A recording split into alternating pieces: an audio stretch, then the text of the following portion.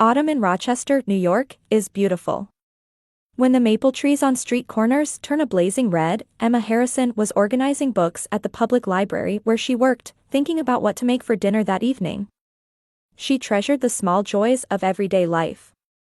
The quiet library environment suited her personality perfectly, and she found joy in recommending appropriate books to visitors.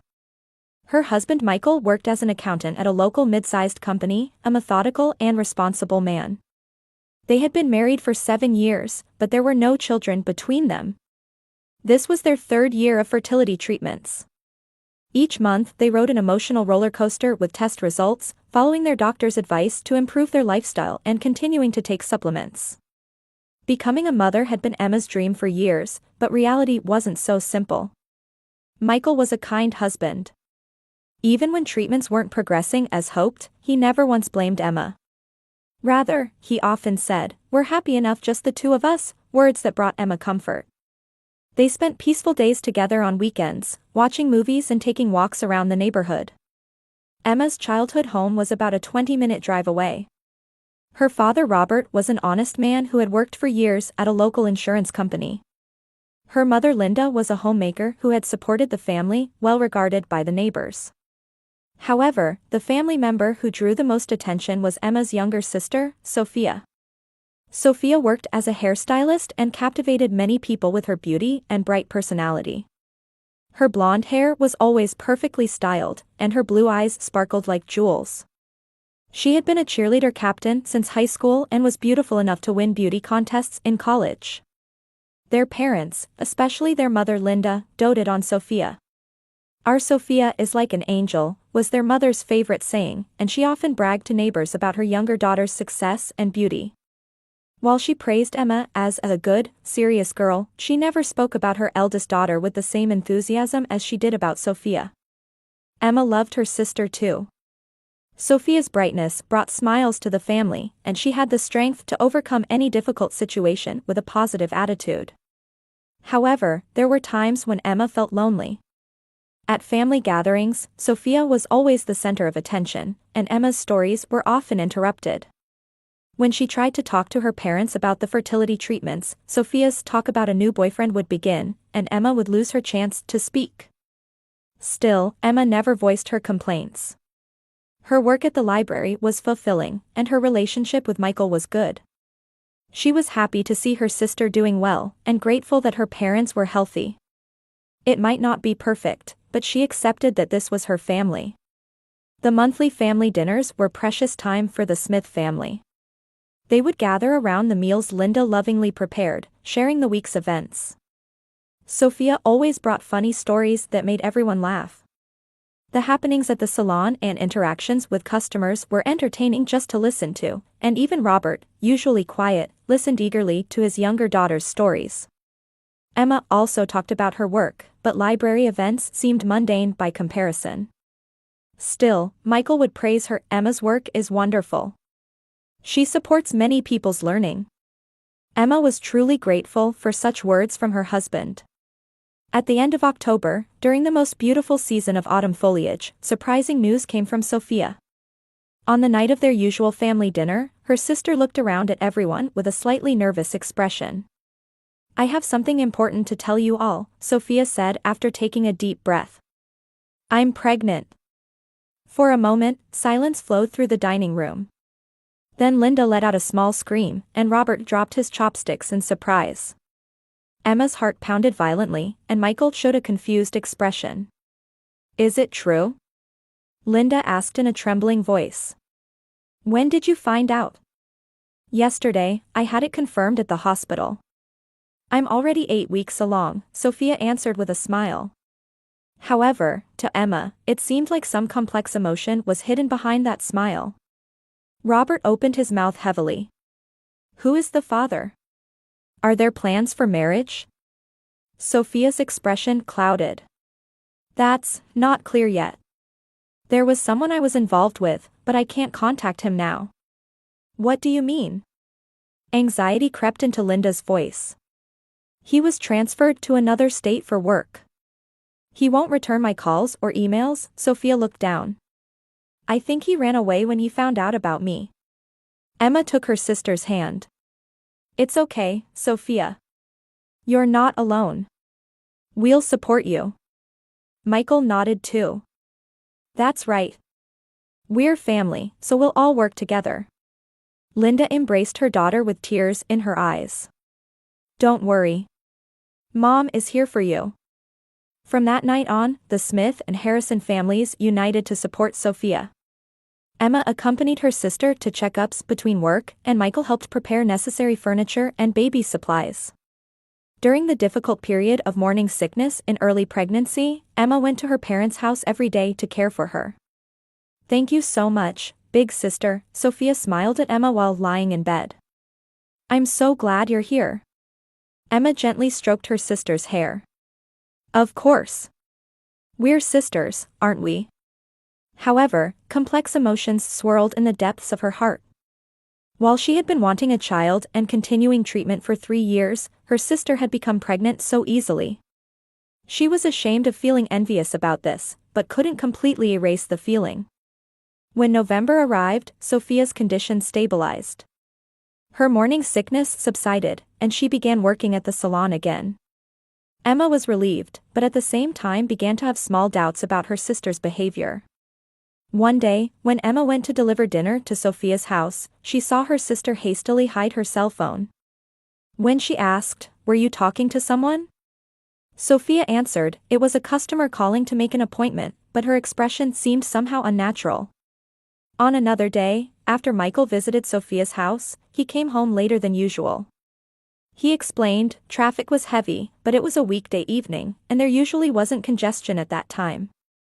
As December arrived, these small inconsistencies accumulated.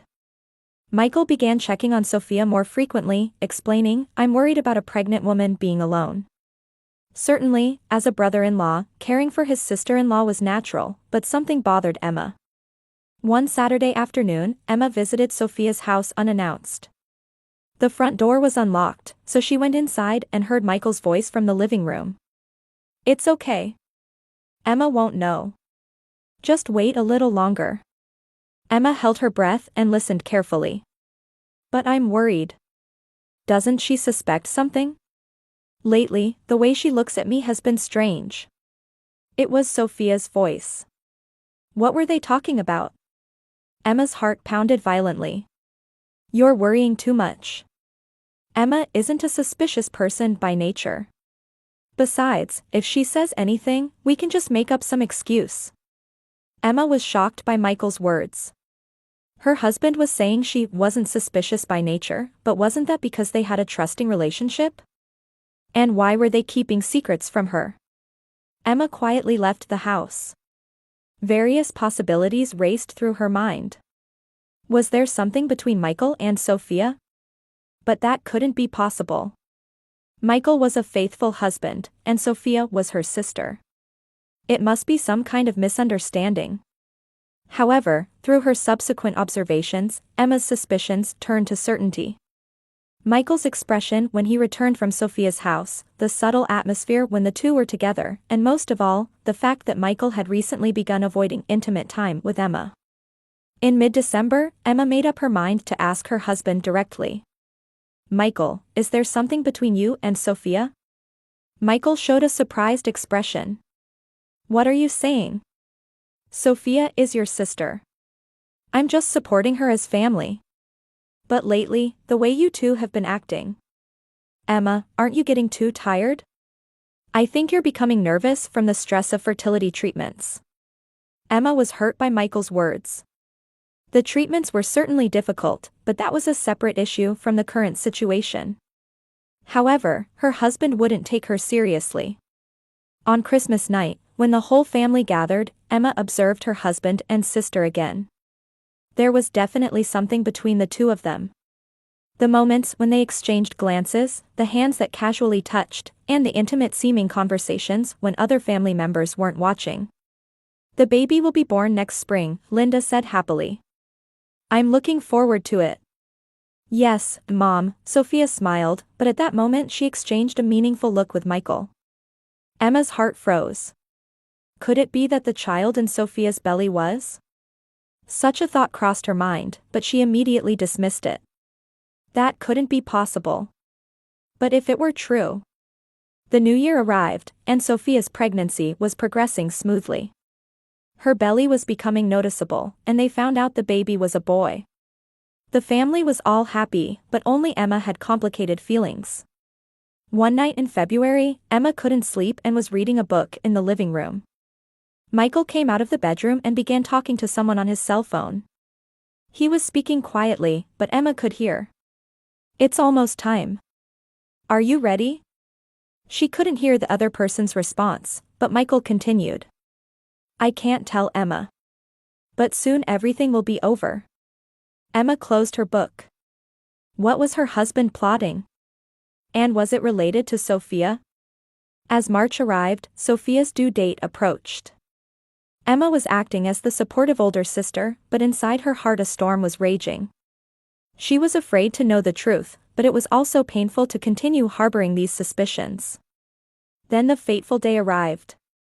On the early morning of March 15th, they received word that Sophia's labor had begun. Emma, Michael, and their parents rushed to the hospital. While everyone waited outside the delivery room, Emma prepared herself mentally. Soon all the truth would be revealed. When that time came, what should she do?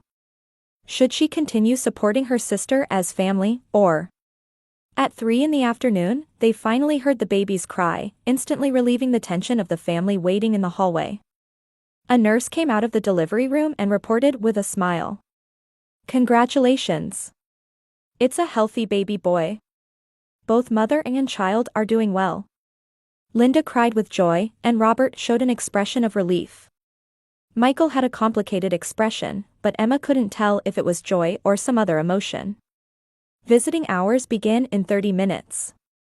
One person at a time, please, the nurse explained. The family decided on an order. First the parents, then Emma, and finally Michael. Emma waited for her turn while trying to suppress the anxiety beating in her chest. When the parents finished their visit and returned, both had tears of emotion in their eyes. "It's such a beautiful baby," Linda patted Emma's shoulder. "Sophia worked so hard too. You should go see him soon." Emma knocked on the hospital room door. "Sophia? May I come in?" "Big sister, come in," came the tired but somehow bright voice. When Emma entered the room, Sophia was lying in bed, holding a small baby in her arms. Her face was pale from the exhaustion of childbirth, but her expression had the radiance of motherhood. "Look, big sister. This is him," Sophia showed the baby to Emma. Emma gasped. The baby was certainly beautiful, quietly sleeping while moving his small hands and feet. However, the moment she saw his features, Emma's heart froze.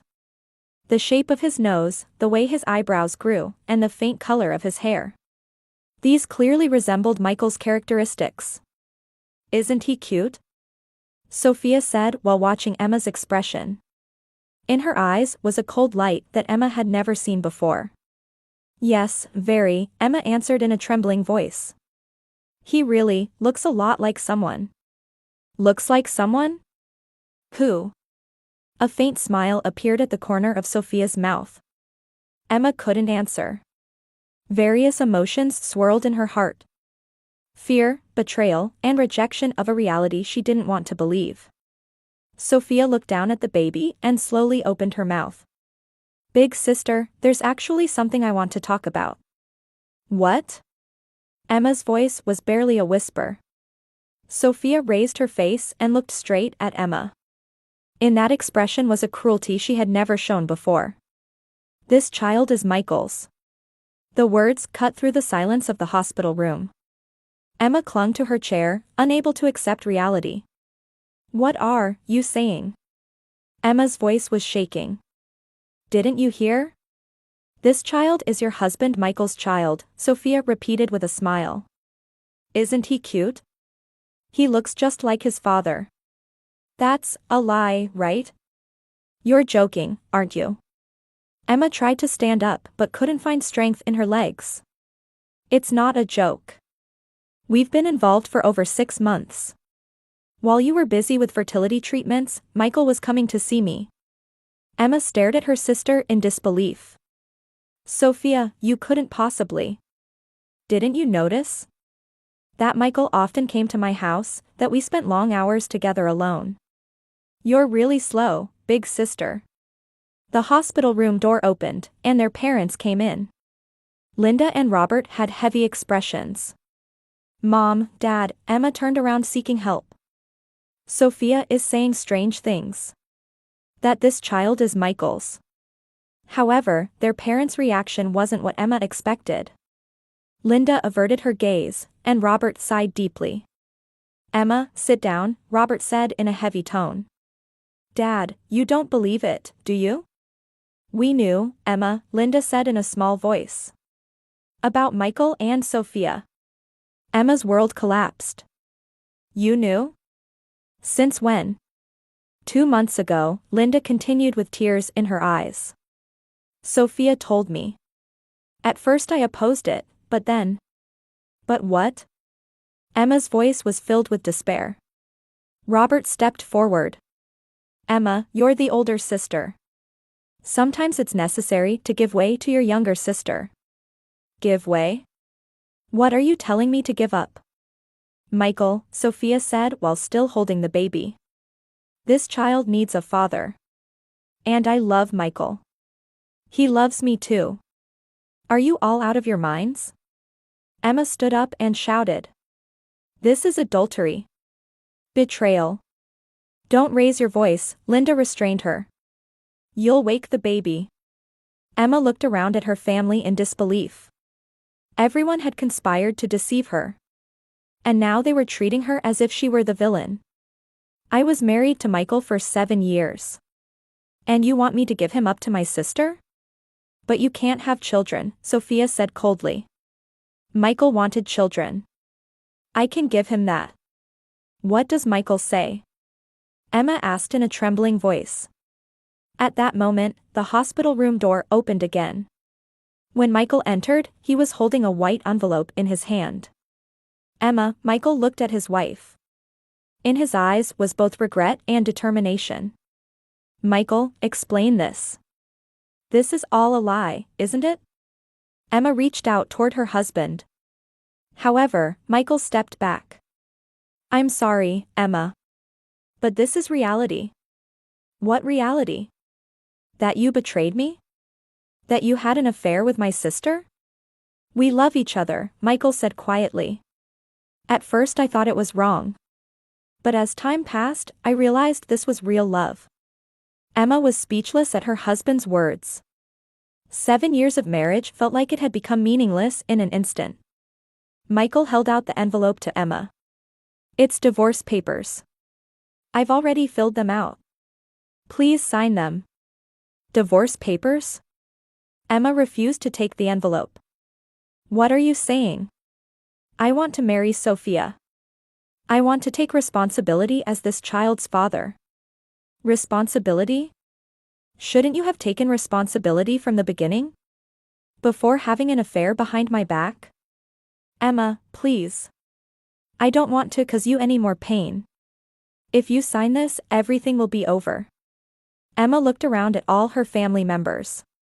No one was on her side. Her parents averted their gazes, Sophia had a triumphant expression, and her husband stood there holding out divorce papers. What did I do wrong? Emma said through her tears. I just wanted ordinary happiness. I loved my family and trusted my husband. Emma, you're not at fault, Linda said consolingly, but her words lacked sincerity. But sometimes it's necessary to give up. Give up? You're telling me to give up my life? At that moment, the hospital room door burst open.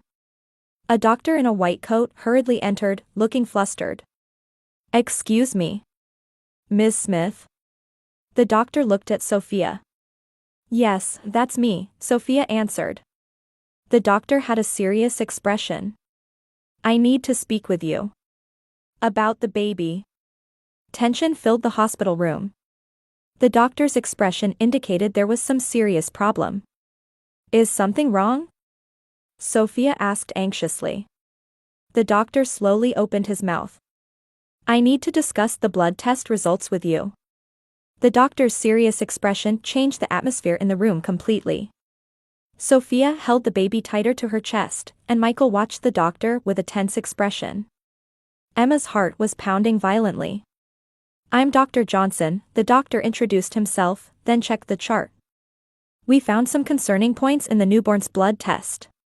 "What's the problem?" Sophia's voice was shaking. "It's about the blood type," the doctor chose his words carefully. "The mother's blood type is A, correct?" "Yes, that's right." The doctor looked at Michael. "And I understand this gentleman is the father?" "What's your blood type?" Michael answered hesitantly, "Type B." "I see. However, the baby's blood type is O." Silence fell over the hospital room. Emma recalled basic biological knowledge. It was usually impossible for parents with type A and type B blood to have a type O child. "What does that mean?" Sophia's face went pale.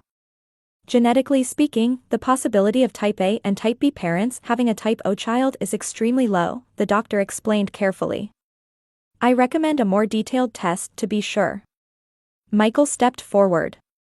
"What kind of test?" "A DNA paternity test. It's necessary to get definitive results."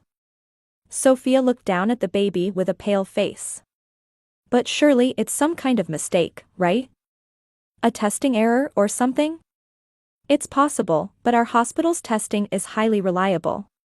However, the final determination will have to wait for the paternity test results." After the doctor left, heavy silence continued in the hospital room. Emma had complicated emotions. If this child wasn't Michael's, then what had this whole situation been about? "It's okay, Sophia," Linda took her daughter's hand. "I'm sure it's a testing error." However, Sophia's expression gradually darkened. She seemed to be hiding something. 3 days later, the DNA paternity test results came in. The doctor visited the hospital room again and announced the results with the entire family present. The test results show no biological parent-child relationship between Mr. Michael and this baby. The shocking words echoed through the hospital room. Michael sat down in a chair, and the parents were stunned. Only Emma felt something like relief. "That can't be right," Michael muttered. "I was certain it was my child." Sophia began to cry. "I'm sorry, everyone. I'm so sorry." "Sophia," Robert said in a stern tone. "What exactly is going on?" Sophia wiped her tears and began to tell the truth in a trembling voice. "Actually, it wasn't just Michael. There was someone else I was involved with." Everyone was speechless. "Who?" Robert's voice was filled with anger. "A customer at the salon, a married man. But he said he couldn't take responsibility because he has a family." Sophia covered her face. "So I thought if I said it was Michael's child, everyone would accept it." Emma was appalled. "So you were lying from the beginning? You were using Michael?" "That's not it. My relationship with Michael was real. But I wasn't sure who the child's father was." Michael looked up. "You were deceiving me?" "I wasn't deceiving you. I just hoped for the best." "Hoped for the best?" Emma stood up. "You stole my husband, destroyed my family, and that was hoping for the best?" Linda also showed her anger. "Sophia, what were you thinking?" "Mom, Dad knew too. You accepted my relationship with Michael. That's because we thought the child was Michael's." Linda cried. "We never imagined you were telling such lies." Robert sighed deeply. "What have we done?" "Emma, I'm so sorry." However, Emma was calm. During these 3 days, she had thought about many things. What family was, what love was, and about her own life. "Dad, you don't need to apologize," Emma said quietly. "Rather, I'm glad the truth came out." Michael turned to Emma. "Emma, You don't need to apologize either." Emma looked at her husband. "Just let me ask you one thing. Did you really love Sophia? Or were you simply succumbing to temptation?" Michael was silent for a long time. Then he slowly opened his mouth. I don't know. Maybe it was temptation at first. But as time passed, I wasn't sure if it was real emotion. Thank you for being honest, Emma smiled. Then I've made up my mind too. Emma picked up the divorce papers. And without hesitation, she signed them. Emma. Linda was surprised. Mom, this is for the best, Emma was calm. I realized during these 3 days. I was living with a family that didn't know real love. What are you saying? Sophia asked tearfully. A real family wouldn't betray me. Real love wouldn't deceive the other person, Emma looked at everyone. I don't want to be bound by false relationships anymore. Michael accepted the divorce papers and said, Emma, you're a strong person. I'm only now understanding what a great loss it is to lose you. But it's too late now, Emma said clearly. I'm going to start a new life. With people who will truly value me. In the following weeks, events developed rapidly. The real father, the married man, ultimately refused to take responsibility.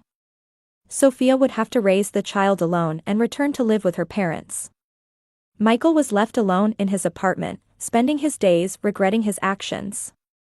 Meanwhile, Emma received warm support from her library colleagues and friends. Particularly Helen MacDonald, the library director, understood Emma's situation and supported her emotionally. You made the right choice, Emma, Helen told Emma one day. I'm glad the truth came out. From now on, live for yourself. 3 months after the divorce was finalized, Emma moved to a small apartment. It was simple but clean, and above all, it was her own space. Here, she could feel truly free for the first time. 2 years later, in the autumn, Emma Harrison was walking a new path in life in the small town of Middlebury, Vermont. She had considered returning to her maiden name of Smith but ultimately chose to remain Harrison. She wanted to accept her past as part of her life rather than deny it. Working as the director of Middlebury Public Library, Emma was beloved by the local people. She had boldly applied for the position when the previous director retired. When asked in the interview why here, she answered, because I want to find my true self in a new environment. That honesty was appreciated and led to her being hired. The small-town library had a warmth different from the large library in Rochester. Regular elderly visitors came almost daily and enjoyed chatting with Emma. Children came after school to do homework and asked Emma questions. These interactions with people became like a real family for Emma. She became particularly close to David Keller, a man who ran the neighboring bookstore. 40-year-old David had lost his wife to illness and lived with his 12-year-old daughter Lucy. What started as work-related exchanges gradually included personal conversations, and they occasionally had dinner together. Where did you live before, Emma? Lucy asked innocently one day. In New York State. But I've come to like it here much better, Emma smiled. David was gentle with his daughter and gentlemanly toward Emma.